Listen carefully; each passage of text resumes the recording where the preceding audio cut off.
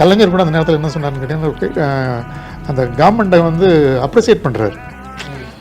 ஒரு எதிர்கட்சி தலைவரே வந்து அந்த கவர்மெண்ட்டை அப்ரிசியேட் பண்ணுறாரு. இட்ஸ் கமெண்டபிள் ஆக்ஷன்றாரு. பிரைம் மினிஸ்டர் வரைக்கும் கூப்பிட்டு சொன்னாங்க. ஆமாம், யார் சொல்லியும் அந்த அம்மா கேட்கவே இல்லை.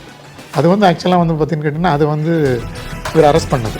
ஏன்னா அந்த அம்மா அரெஸ்ட் பண்ணியிருக்காங்க இல்லைங்களா, அதனால் சாதாரண ப்ராப்ளம் கிடையாது. இங்கே மட்டும் விட மாட்டாங்க. அந்த நேரத்தில் வந்து ஆட்சியில் இருக்கிறவங்க வந்து பிஜேபி, வாஜ்பாய் பிஜேபி, இங்கே ஜெயலலிதா. ஆமாம், இவர் அரெஸ்ட் பண்ணதுலேயே வந்து நிறைய பேர் வந்து அந்த அம்மாக்கே வந்து ரொம்ப வந்து அவங்க ரெக்கமெண்ட் பண்ணி நீங்கள் அப்படியே அரெஸ்ட் பண்ணிடக்கூடாது, அப்படி பண்ணக்கூடாது, அப்படி ஒன்று நிறைய ப்ரெஷர் கொடுத்தாங்க. பட் அந்த அவங்க சொல்லிட்டாங்க அவர் குற்றவாளி, அவ்வளோதான், குற்றவாளி இல்லைன்னா சொல்லிட்டு தீர்மானம் பண்ணி நீதிமன்றம் விடுதல் செஞ்சால் மதுரை எனக்கு ஒன்றும் ஆட்சி பண்ண கிடையாது.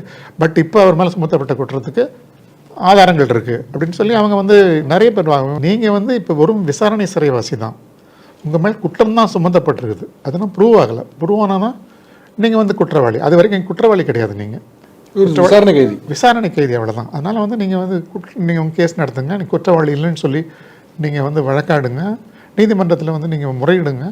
நீங்கள் குற்றவாளி இல்லைன்னு கேட்டால் உங்களை ரிலீஸ் பண்ணிட்டு போகிறாங்க.